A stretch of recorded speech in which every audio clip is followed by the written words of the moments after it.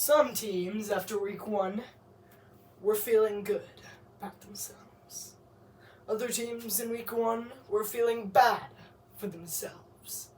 And as for week two, which is now nearly in the books, some teams are feeling stronger than ever, and others are feeling weaker than they've ever been before. And that's why we call them power rankings.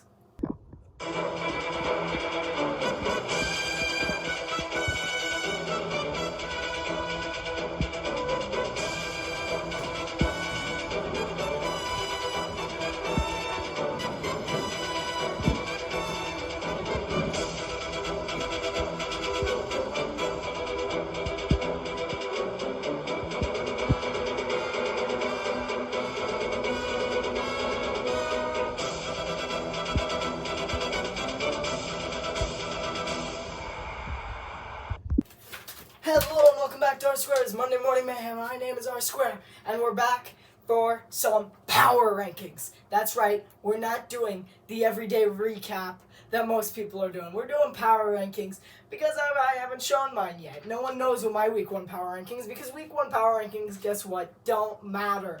We're on to week two, which is almost in the books, and we're getting ready for week two. Some week three, these are my week two power rankings. Some of you guys may not agree with all this stuff. Don't forget to comment down below and tell me who you would replace.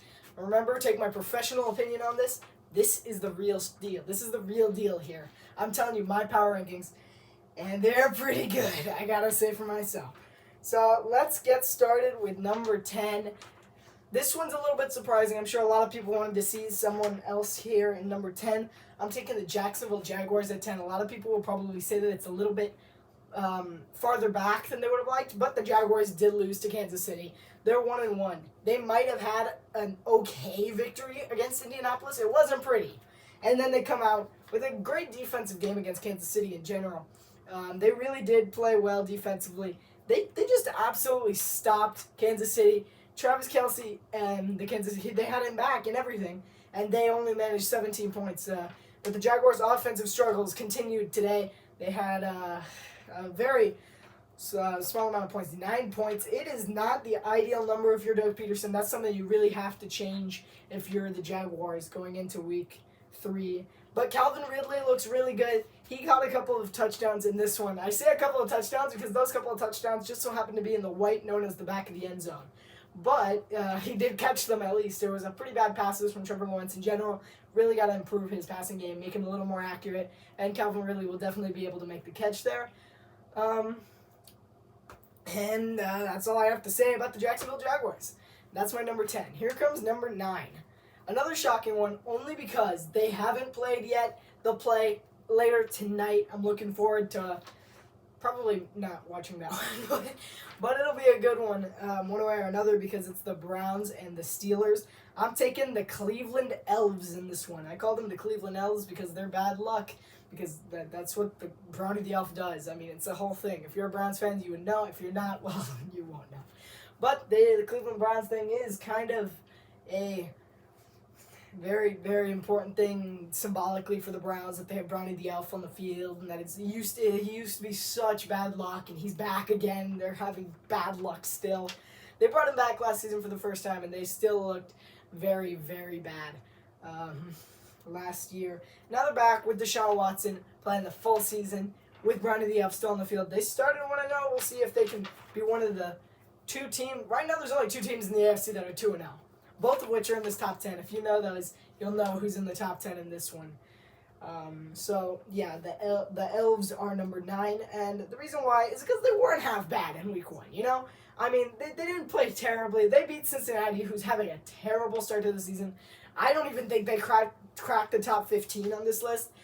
They're playing really, really badly. I put several teams above them. And the Bengals are just not playing well. I'm taking the Browns at 9. Another reason is Nick Chubb. He's unstoppable in week 1, and I'm predicting he's going to be unstoppable again here in week 2 when they play the Steelers later tonight. I think that's going to be a great game to watch, just because it's a rivalry game. The Steelers always play hard against Cleveland, and Nick Chubb, I think, is going to run through Pittsburgh. Pittsburgh has a great defense. It's going to be hard to beat. honestly, if you're the Steelers, it's going to be really hard to beat Cleveland in this one, just because Cleveland is a more progressed team. They have more depth, really all around. Offensively speaking, they have Nick Chubb. They have a decent wide receiver unit this year, and Deshaun Watson has had some promise in the past. He could definitely do something in this game against Pittsburgh. Number 8. This one's not so much a surprise to some people. I might be putting them a little too high according to some people because they lost disappointingly so in week 1. But they came back from an upset in week 2 against a team that is coming off the biggest win in week 1, the Detroit Lions. They defeated them. This is the Seattle Seahawks. They held on there. Barely, but they did. They held on in overtime. Scored the game-winning touchdown to Tyler Lockett. Geno Smith had a really nice game. I think the Seahawks they really performed well in this one. And if you're wondering, yes, I did bump the Detroit Lions off of the top 10. They're very high up there. I would say they are number 14, 13. They're somewhere high up there. I'm going to tell you my bottom 5. I'm just not going to go into full depth about it, really. So yeah, but the reason for it is that Geno was really playing a great game against Detroit. He got his game back. 37 points, game-winning touchdown to Tyler Lockett. They looked pretty good. But there's one name that really stood out to me. Kenneth Walker III. I love Tim. I always have. He's a great running back. He came out of Michigan State. You don't really see many people coming out of Michigan State anymore. But he came out, and he's turned out to be one of the stars of his rookie season before he got injured. Him and Breece Hall were really fantastic in their rookie season. And both of those guys are coming back in this one in season number 2 after both getting injured, and they're back and they're trying to keep running for a lot of yards and trying to hit that big mark, try to get punched to both of those teams ticket into the playoffs. Breece Hall plays for the Jets, if you didn't know that. Number 7. This is the really controversial one. I've already talked through this with some people, and some people have said, no way can you put this team at number 7. And I go, yeah, I can, because in my opinion, they were the best team that played on Sunday. They played fantastically. They came back from behind. They had one of the most historically good fourth quarters that I've seen. They played amazingly. They played against a team who can't close out of the game. They lost in week 1 in a fantastic shootout in the game of the week. And then the Titans come in there and beat them again. The Tennessee Titans are number 7 on my list. Derrick Henry, King Henry. They had so much going on for Tennessee. They had so much rotation. They had a lot in general, they were so good. They had a perfect ratio of passing and rushing in general. It was really a great game for the Titans in that sense. And they had a powerhouse defense. The Chargers may have scored a good amount of points against them. But guess what? The Titans still win in overtime because of the Chargers 3-0. They can't close a game because of Kevin Byard and that defense. Kevin Byard is a legend, man. I think he's the next Titans Hall of Famer because he's been doing it for a little bit now, and he's been an All-Pro a lot of times. And, I mean, there aren't that many Titans players in general who have been that good because the Titans don't have a very long history. I think he's making it in the Ring of Honor pretty easily because, the Oilers do have some big history behind there, but not as the Titans. I think Kevin Byard and Mike Vrabel are 2 of the greatest player-coach combos in NFL history to Titans history, not NFL history, my bad, in Titans history, because Mike Vrabel is the winningest coach in the shortest amount of time for the Titans. I'm taking Tennessee in this one. But another thing is they really had some great play calling. I'm blanking on the name of the offensive coordinator right now, but Bowen's the defensive coordinator. So whoever they brought in as their new offensive coordinator to take over for Marcus, that's his first name, I don't remember his last name, but for Marcus in Tennessee, they're really doing a great job. They really had a lot of ratio there. They got a lot of things fixed from their week 1 loss against New Orleans, which we saw more defense than offense, but in this one the Chargers couldn't close out the game, and the Titans took over there. Now we're on to number 6. Number 6 is an interesting one. This is one of the 2-0 teams in the AFC. Number 6 is the Baltimore Ravens right now. The Ravens looked, I won't say they looked good because they didn't quite get good. They didn't quite look good. They fixed some things, but they also didn't look amazing. But they cracked the top 10. I'm not putting them number 1 in the AFC or anything because they're not. They're not that good. They didn't play that good in week 1. They didn't play that good in week 2, but they came up with wins in both games. because Cincinnati struggled in week 2. They got their game back a little bit, but not much. They still ended up losing in a big rivalry game that Baltimore deserves to win that one. And in week 1, of course, Baltimore won that one as well in a pretty disappointing manner against the Texans. But the big thing for me was their strong defensive approach against both the Texans and the Bengals. The Bengals, they held the Bengals. I mean, I don't know why I really wrote that down. They didn't have great defense against Cincinnati because Cincinnati, they performed decently. They scored 24 points, I believe, against the Ravens defense. It wasn't overly impressive, but in the end, it did count.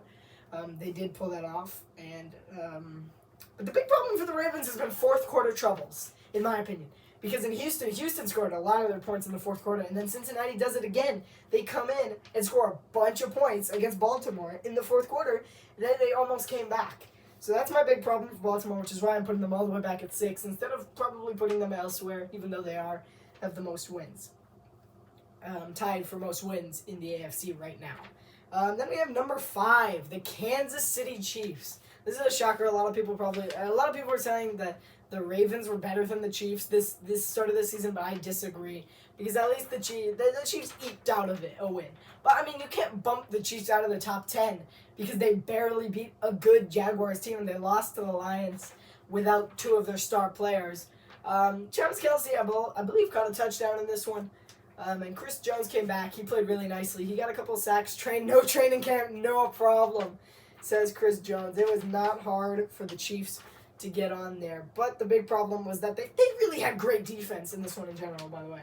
Because they held a good Jaguars team to 9 points. The Jaguars are not a bad team. They have had a great thing, but Steve Spagnuolo is really stepping his game up this year.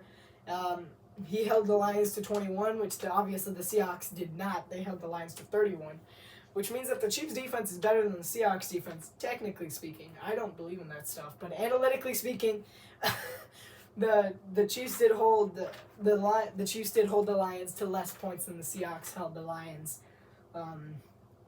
analytically speaking. But in general, their passing game was kind of mediocre at best. Their running game couldn't really get it going. We didn't see much in general from this Chiefs team, but we saw a little bit, and that kind of keeps them at number 5. It's probably the lowest I've put the Chiefs since Patrick Mahomes had started being good pretty much and started getting that starting job. It's probably the lowest I've put Kansas City. Number 4, the Philadelphia Eagles. A lot of people might be shocked about this one. They thought I might put them higher. I said no, because in the end, they still only won by 6 points, I think. I think the score was 34-28. It might have been 35-28. But in the end, they still almost lost that game. They almost allowed Minnesota to come back, which is what Minnesota's famous for these days, is coming back from down deep, from down a lot. And so just like that, they could have easily lost that game. They really need a better defense on that front. But their offense really improved compared to last week. They really did improve in that sense. Offensively, they really got the ball down the field more. They found Devonta Smith open a lot down the field. And DeAndre Swift had a really nice game. He found himself bouncing outside tackles, finding holes. He really did a great job. Jalen Hurts, I think, still has some room for improvement in his game style, in his play style in general, and they just have to get that new offense, that Ben Johnson offense, kind of more incorporated into the minds of the players, because they didn't look like the complete team that they were last year in this one, even though their defense did look considerably better. Number 3. This is just a quick disclaimer. I am a sports fan. I am not any team's particular fan or anything. No one's particular. Don't ignore this. I'm not anyone's particular fan. I'm a sports fan. This is actually my opinion. This is not just because I like whatever this is up here. This can go. It's not because I like that or this. You didn't see this either. But I did put the Miami Dolphins at 3rd because even though I gotta say it was a little bit of a disappointing win, 24-17. The Patriots really shut down Tyreek Hill. But in general, we saw a lot of good things last night. Of course, I stayed up to watch that one. But we saw some really good run defense. They really stopped the run against a New England team who's known for running the ball a lot last year. They didn't do it so much against Philadelphia last week, but they did it a lot this week against Miami. They didn't run nearly as much as they did against Philadelphia, which they barely ran the ball against Philadelphia. And Miami actually led in running the ball, which is weird, coming from not a Dolphins fan. But they really did. Mostert was really hot today. He ran for 2 touchdowns. They played really good defense.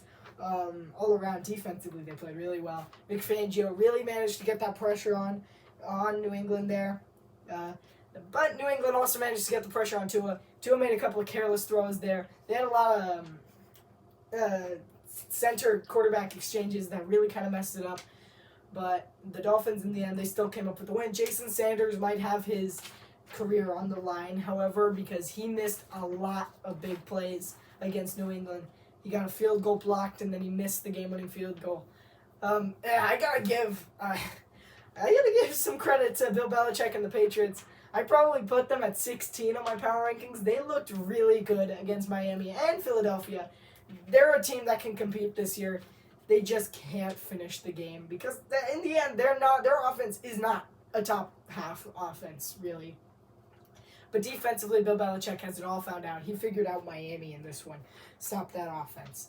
Number 2, the San Francisco 49ers. Yeah, I put Cowboys at first. You got me. But anyway, San Francisco, it was a pretty bad win. The Rams might be better than we thought. I put them in the top half. They might be better than we thought, mainly because of Puka Nacua, Tutu Atwell, and Ben Skoranek. That's a group of wide receivers right there, if you know what I mean. But in general, they really had good games. Kyron Williams, the rookie out of Notre Dame, had a really nice game for the Rams. Matthew Stafford got his game back a little. The Rams, they didn't look half bad. I saw a podcast earlier this week where someone called Sean McVay Gordon Bombay, and I thought about it. I'm like, you know what? Yeah, a little bit. And so the Rams really did do good. I think they need another big win because they did in the end lose to San Francisco, so it wasn't a great win. It was not a pretty win. Not a pretty win at all. They barely finished them off there. I think they could have really done better offensively. Purdy was just not there with it. But in the end, it was all Christian McCaffrey and all Deebo Samuel. The only people with touchdowns this game. Jacob Moody had a nice game as the rookie kicker out of Michigan. I believe Michigan? Yeah, I think it's Michigan. Rookie kicker out of Michigan. Had a really nice game, kicking field goals left and right. Get it because he was on the left hash on one of them and on the right hash on the other. Yeah, if you're a 49ers fan, you would get it because you were watching the game. But the 49ers, it wasn't a great win, but in the end, it's still what happened. And I think Christian McCaffrey and Deebo Samuel are going to be a big part of their playoff push if they do, in fact, make the playoffs. And now we're on to number 1, the Dallas Cowboys, who average now 35 points per game. That's a really good statistic. I gotta admit, that's even better than the Dolphins' offense. But I'm sad to say that the Cowboys don't have any offense. They did not play offense this game. The Jets shut them down completely. The only thing that really got them going was that defense. They had Zach Wilson threw 3 interceptions in this one, and I believe one of the Jets wide receivers fumbled in this one. It was 30-10 was the final score. I mean, it was the Jets' offensive line held their own a little more than the Giants did. That one game was kind of a joke. I'm glad I didn't decide to watch that one in the end. But the Cowboys' defense just looks unstoppable. And Micah Parsons especially looks like the best player in football right now.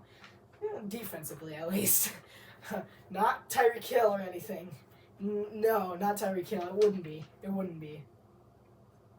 Yeah, but anyway, Micah Parsons is the best defensive player in the NFL right now. He's really putting on a show for Dallas, and they have a real shot going into Week 3 to be the best team in the power rankings next week. So don't forget to comment down below what you think your power rankings are going to be. I can't wait to hear them. I'm looking forward to them. And I know I'm going to see one bumped out of every single one of your lists, and that's the Tennessee Titans. I don't think any of you think that the Titans should be in the top 10, but I think that their place at 7 is very nice and secure there after a great win against LA. Huge upset. But anyway, I'm afraid that this is the end of the 4th quarter. Don't forget to subscribe, hit that notification bell, and I'll see you next week.